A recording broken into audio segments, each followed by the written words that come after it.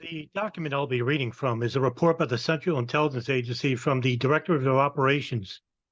The report, entitled September 11th, The Plot and the Plotters, was finalized on June 1st, 2003, and later approved for public release on April 25th, 2012.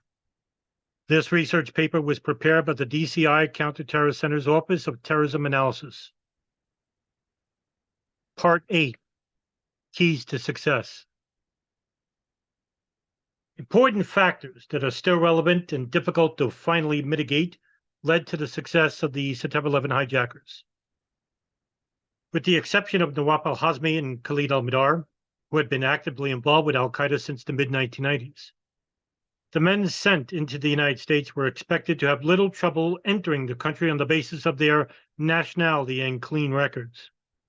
Even Ramzi bin al-Shibh and Essebar and Hamburg were turned down on suspicion that they would not leave the United States after entering, not because of suspected terrorist links. Without existing derogatory information on the individuals involved, it will be extremely difficult to identify suspicious individuals among the millions who enter the United States every year. Redaction. The 4 pilots who were to spend the most time in the United States also had the advantage of years of experience in and out of Western countries, where they became familiar with banking, communication, and travel practices.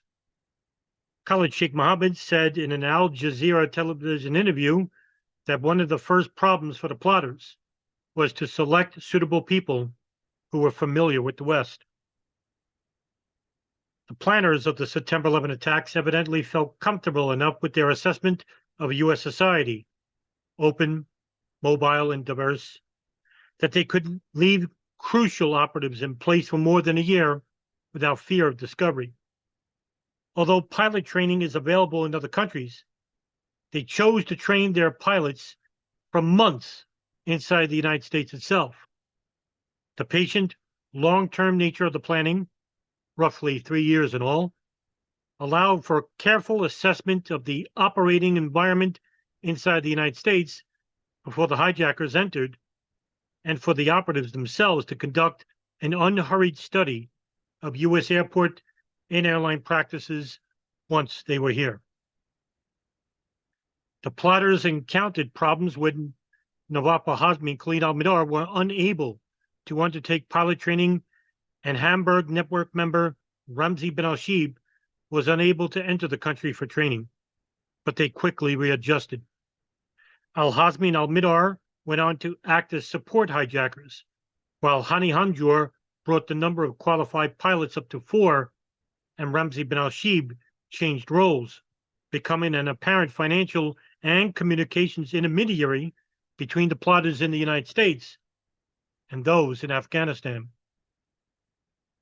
The transactions that supported the plot dovetailed with the cover stories and clean records of the co-conspirators, and generally bore the mark of having learned from al-Qaeda's long experience in moving funds unobtrusively. In using the international financial system, the plotters gave indication of their awareness of procedural requirements and reporting regulations, often taking obvious pains to be in compliance. They relied on their appearance for legitimacy, conducted a multitude of relatively minor transactions that, absent additional incriminating evidence, did not arouse suspicion.